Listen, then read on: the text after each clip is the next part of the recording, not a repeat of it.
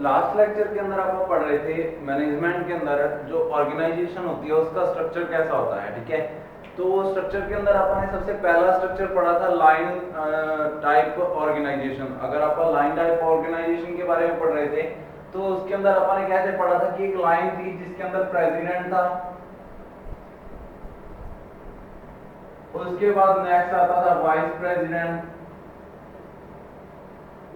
ये एक एग्जांपल है, ठीक है। और वाइस प्रेसिडेंट के बाद आता था जो है प्रोडक्शन मैनेजर,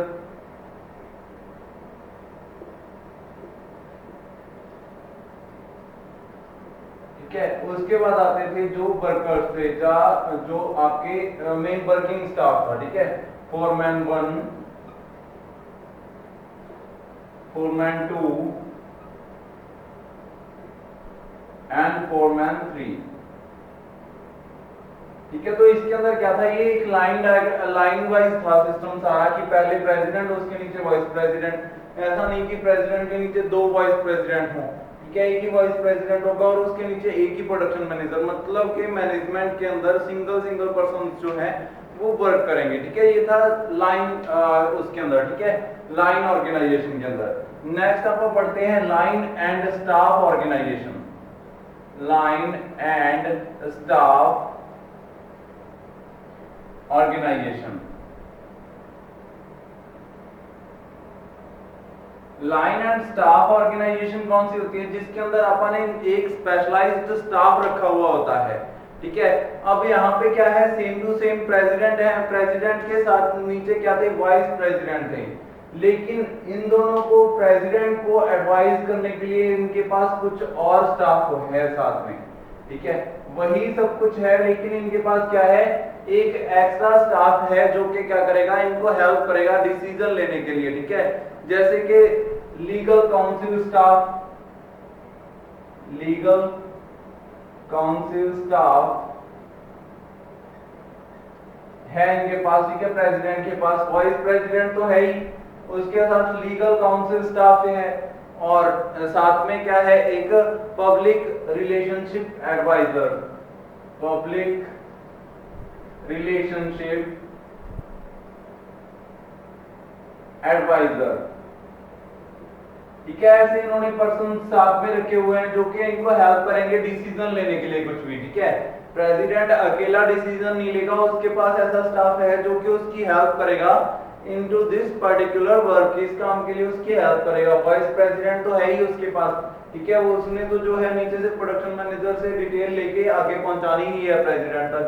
लेकिन ये जो इनकी काउंसिल है, ये जो इनका एडवाइजरी है, ये भी इनको क्या करेगी और ज्यादा हेल्प करेगी डिसीजन लेने के लिए।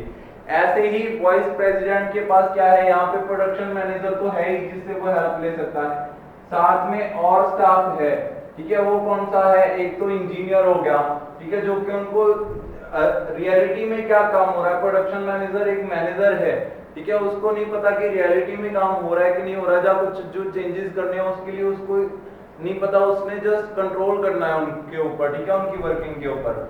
तो उसको अगर एडवाइजरी मिल जाएगी फ्रॉम एन इंजीनियरिंग स्टाफ, तो उसने क्या रख लिया, इंजीनियरिंग स्टाफ रख लिया अपने साथ, ठीक है। पहले वाले में सिर्फ इतना था, इसके अंदर क्या किया उसने, अलग से स्टाफ रखा हुआ है, स्पेशलाइज्ड स्टाफ। एंड बाकी क्या है, एक पर्सनल स्टाफ है जो कि उसकी हेल्प करेगा काम करवाने में, ठीक है, पर्सनल स्टाफ जो उसका रेगुलर वर्क करने के लिए उसकी हेल्प करेगा। इससे क्या हो जाता है, उनका काम कम हो जाता है और डिसीजन लेने में आसानी हो जाती है, ठीक है। एक तो जनरल स्टाफ हो गया, जनरल स्टाफ तो ये हो गया, ये सिर्फ एडवाइस देगा या हेल्प करेगा इनटू पर्टिकुलर वर्क्स। एक हो गया स्पेशलाइज्ड स्टाफ जो कि क्या करेगा, उनको स्पेशल पर्पस जैसे कि कुछ भी डिसीजन लेना है उसके अंदर उनकी हेल्प करेगा। और एक पर्टिकुलर जो है, जैसे कुछ इंडस्ट्रियल बेस्ड कोई काम करना है, पूरी इंडस्ट्री के ऊपर कुछ लागू हो रहा है, तो ये वाला जो स्टाफ है ये उसको हेल्प करेगा, उसको अप्लाई करेगा, ठीक है। तो ये क्या है, दो तरीके के स्टाफ है यहाँ पे। पहला है जनरल स्टाफ, जो स्टाफ है, लाइन जो है वो सेम है, लाइन क्या थी, president, vice president, production manager, उसके बाद फोरमैन, ठीक है, वो तो सेम टू सेम है।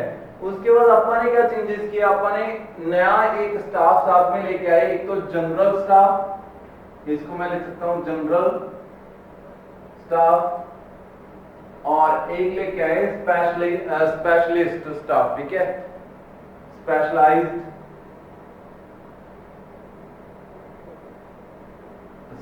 स्टाफ, स्पेशलाइज्ड स्टाफ, ठीक है। तो दो तरीके के आपके पास स्टाफ आ गए, एक तो जनरल स्टाफ और एक स्पेशलाइज्ड स्टाफ, ठीक है। General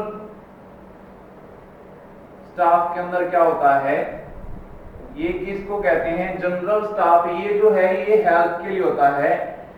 this staff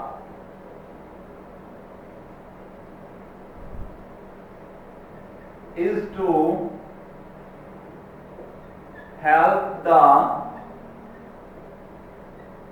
line staff, line manager लिख सकते हैं अपन, managers, and not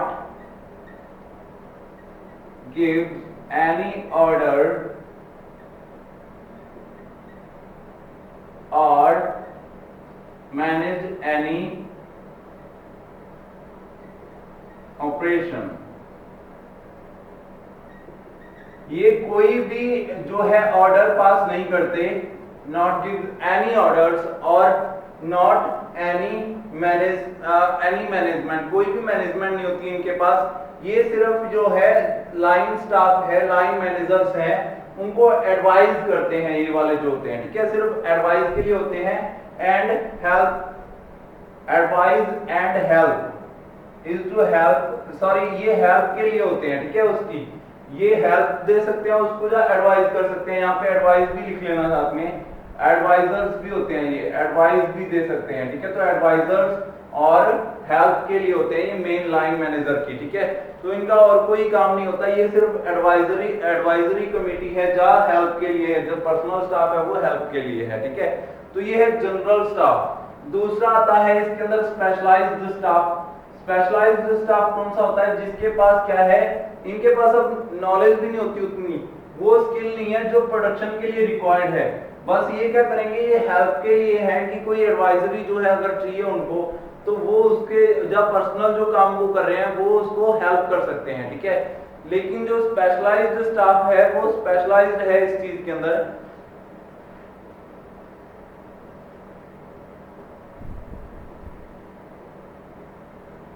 staff, specialised staff, ये क्या है, ये स्पेशलाइज्ड होते हैं into the work going on into the industry, जो वर्क इंडस्ट्री के अंदर चल रहा है उसके लिए ये स्पेशलाइज्ड होते हैं। Highly educated and experienced staff in which engineers and legal advisors, legal counsel staff is attached with line staff, with line managers, with line managers के साथ ये highly educated and well knowledged staff जोड़ दिया जाता है, जिससे क्या होता है उनका काम जो है आसान हो जाता है। लाइन एडवाइजरी का काम आसान हो जाता है क्योंकि उनके पास अब क्या आ गया, एक्सपीरियंस पर्सन आ गए, और उनको क्या है काम करने में और भी ज्यादा आसानी हो जाएगी, और वो आसानी से जो अपना रेगुलर वर्क है उसको भी कर पाएंगे। और जो है अगर कोई पर्टिकुलर काम के ऊपर जो है कंपनी जो है बेस्ड है, कंपनी ने नया कोई प्रोडक्शन स्टार्ट की है, जब कुछ भी नया हो रहा है कंपनी के अंदर, तो उसके अंदर भी उनको क्या होगी, हेल्प मिलेगी, ठीक है। तो अब इसके अंदर क्या है, कौन कौन से बेनिफिट्स है, सबसे पहले आपको बेनिफिट्स देख लेते हैं। तो line organisation, line and staff organisation जो है ये जो है उससे बना है। सबसे पहले डेफिनेशन देख लेते हैं। It is the modification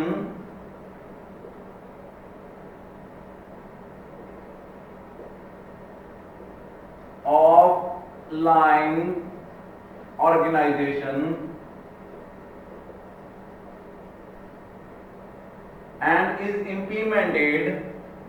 and is implemented when the organization grows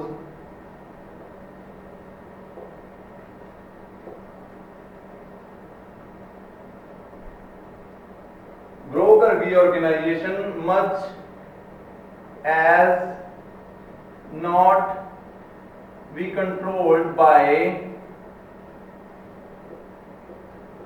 single persons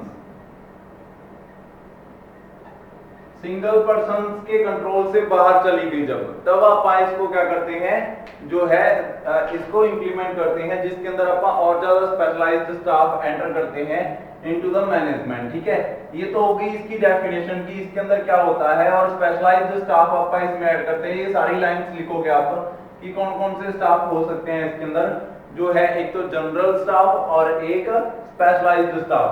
उसके बाद जनरल स्टाफ और स्पेशलाइज्ड स्टाफ की डेफिनेशन लिखेंगे आप। ठीक है, वो मैंने आपको करवा दी है सारी। अब आप देखते हैं कि लाइन एंड स्टाफ ऑर्गेनाइजेशन की एडवांटेजेस क्या क्या है, कौन कौन सी खासियत है, आप ये क्यों यूज करें। ठीक है, तो इसकी एडवांटेजेस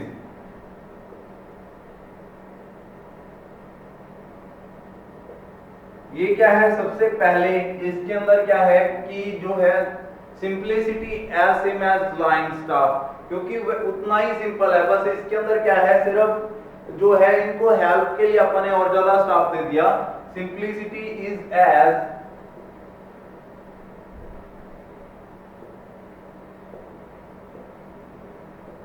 इन लाइन ऑर्गेनाइजेशन, जो लाइन ऑर्गेनाइजेशन के अंदर सिंपल था जितना सिस्टम, उतना ही इसके अंदर है। ठीक है, जितना लाइन के अंदर लाइन ऑर्गेनाइजेशन के अंदर सिंपल था सिस्टम, उतना ही इसके अंदर है। दूसरा क्या है, अब यहां पे अपन ने क्या कर दिया, specialized staff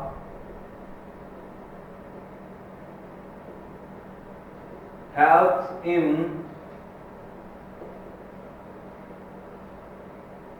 decision making.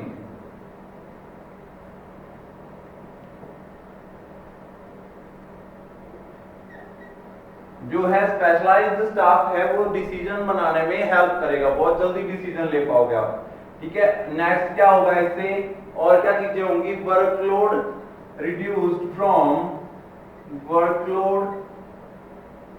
Reduced from line managers. Line managers के ऊपर से वर्कलोड है वो कम हो गया। ठीक है, लाइन मैनेजर्स के ऊपर वर्कलोड कम हो गया है, जिसके कारण क्या है, अब जो है उनको और ज्यादा काम करने में हेल्प मिलेगी। नेक्स्ट आप क्या लिख सकते हैं कि एडवाइजरीज जो है वो इतनी बढ़िया होंगी कि अब जो है प्रेसिडेंट जो है वो सही डिसीजन ले पाएगा। ठीक है, तो डिसीजन जो होंगे वो एक्यूरेट होंगे और सही होंगे, और जो प्लानिंग का टाइम है वो बढ़ जाएगा। ठीक है, time for planning is increased and decisions are always right। जो भी डिसीजन लेंगे वो लगभग ज्यादातर बार वो क्या होंगे, सही होंगे, क्योंकि आपके पास अच्छी एडवाइजरी है, आपके पास प्रोफेशनल स्टाफ है, और आपको जो जनरल स्टाफ मिला है वो क्या करेगा, उसके भी एडवांटेज लिख सकते हो आप कि उससे क्या होगा, आपको काम करने में आसानी होगी, आपके जो रेगुलर लाइफ के काम हैं वो इजी हो जाएंगे। आपको ऐसी टीम मिली हुई है जो कि आपके ज्यादातर काम को खुद हैंडल कर लेगी, आपको बस डिसीजन लेना और मैनेज करने के ऊपर ध्यान देना है। ठीक है, तो ये है इसकी एडवांटेजेस। अगर आप इसकी डिसएडवांटेजेस की बात करें तो ये आप उस कंडीशन में लागू कर रहे हैं जब आपके पास क्या हो, लाइन जो है स्टाफ वो काम ना कर रहा हो, मतलब कि लाइन स्टाफ वाला सिस्टम जब काम ना करे तब जाके आपने इसको यूज किया, लाइन एंड स्टाफ ऑर्गेनाइजेशन। तो इसकी डिसएडवांटेजेस बहुत ज्यादा कम है।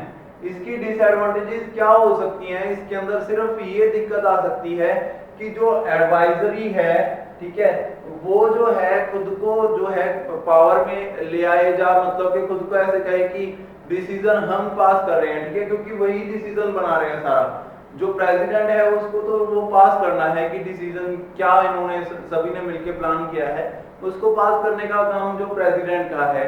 तो प्रेसिडेंट खुद तो काम करना बंद कर देता है और जो सारा स्टाफ है वो काम कर रहा है और उनके डिसीजन को ही फॉलो किया जाता है, ठीक है। तो वो डिसीजन कैसा है उसके ऊपर जी प्लान नहीं किया जाता प्रेसिडेंट के द्वारा। और एक क्या है यहाँ पे जो आप कह सकते हैं कि जो जिसको पास अथॉरिटी है, ठीक है, वो प्रेसिडेंट है, कुछ भी उसने पास करना है, कुछ भी वो बनाना है, ठीक है। अब प्रेसिडेंट के साथ अथॉरिटी के अंदर कौन कौन आ गया, legal council staff, vice president और पब्लिक रिलेशनशिप एडवाइजरी, ठीक है। तो इसको तो इतनी पावर नहीं दी जाती, लेकिन इन दोनों के पास पावर होती है, तो ये पावर का मिसयूज किया जा सकता है by the legal council staff या कुछ भी जो स्पेशलाइज्ड स्टाफ उसके अंदर एंटर किया गया है, तो उसके द्वारा पावर का मिसयूज किया जा सकता है, ठीक है। ये भी कोई खास प्रॉब्लम नहीं आती इसके अंदर, क्योंकि इसके अंदर आपके पास जो है मल्टीपल एडवाइजरी है, ठीक है। तो जो इसकी डिसएडवांटेजेस हैं वो बहुत कम है, आप मत लिखना इसकी डिसएडवांटेजेस, क्योंकि इसकी डिसएडवांटेजेस है ही नहीं। इसको अपन इंप्लीमेंट तब किया है जब लाइन स्टाफ फेल हो गया था, ठीक है। ये उसका जो है अपन ने उसको डेवलप करके ये वाला सिस्टम बनाया है, तो इसकी डिसएडवांटेजेस नहीं है। नेक्स्ट आता है functional staff. Functional staff sorry functional staff नहीं, फंक्शनल ऑर्गेनाइजेशन, ठीक है। अब आपके पास क्या था, आपने ऑर्गेनाइजेशन के अंदर लाइन एंड स्टाफ ऑर्गेनाइजेशन की थी। लाइन एंड स्टाफ ऑर्गेनाइजेशन के बाद तीसरी है फंक्शनल ऑर्गेनाइजेशन, ठीक है। इसकी थोड़ी सी डेफिनेशन पढ़ लेते हैं, इसको नेक्स्ट लेक्चर के अंदर अच्छे से करेंगे। फंक्शनल ऑर्गेनाइजेशन,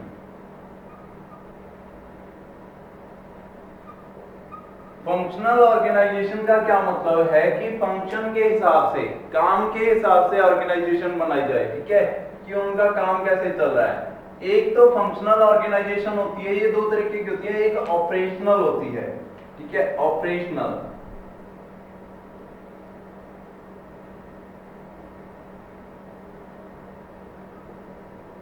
ये दो तरीके की ऑर्गेनाइजेशन होती हैं। अपने सिलेबस में फंक्शनल ऑर्गेनाइजेशन है, लेकिन आप ये दूसरी भी पढ़ेंगे, क्योंकि इसमें भी क्या हो जाता है, ऑपरेशन के हिसाब से अगर आप ऑर्गेनाइजेशन बनाए स्पेशलाइज्ड, ठीक है, उसको भी पढ़ना होता है। इसको दो तरीके से अपन ने वैसे तीन तरीके की जो है ऑर्गेनाइजेशन पढ़नी थी। एक तो था लाइन ऑर्गेनाइजेशन, जो कि अपन ने सबसे पहले की, जिसके अंदर प्रेसिडेंट, वाइस प्रेसिडेंट, उसके बाद प्रोडक्शन मैनेजर, उसके बाद जो है सुपरवाइजर्स आ जाते हैं, जो फॉरमैन आ जाते हैं, जो कि बाकी के वर्कर्स के ऊपर ध्यान रखते हैं।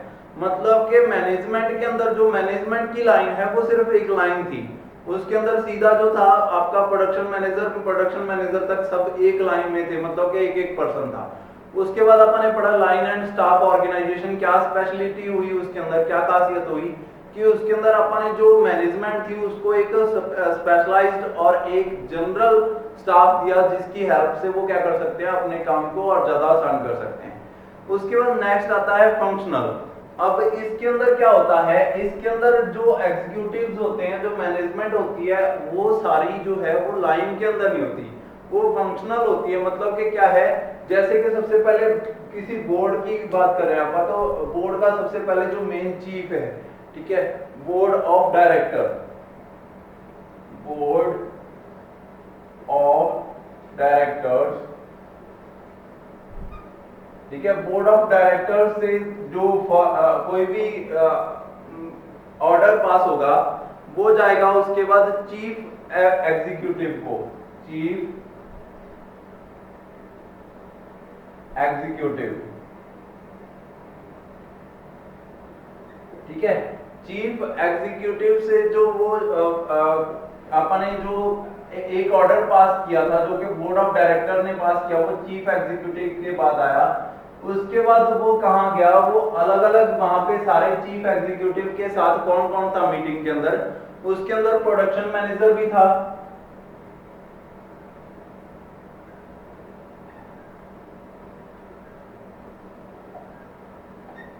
उसके अंदर जो था मार्केटिंग वाला भी था, ठीक है, मार्केटिंग मैनेजर, मार्केटिंग मैनेजर,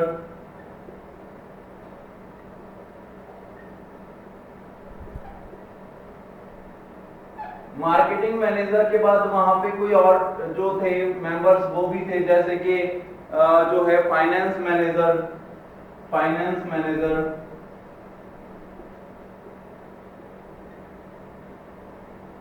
और इसके साथ यहाँ पे कौन था, जो पर्सनल मैनेजर, जो पर्सनल रिलेशनशिप्स एंड अफेयर्स के बारे में, पर्सनल मैनेजर,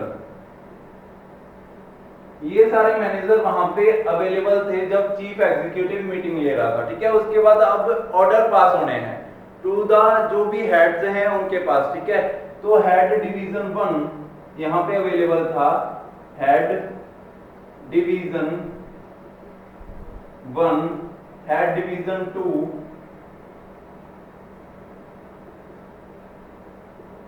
हेड डिवीजन 3,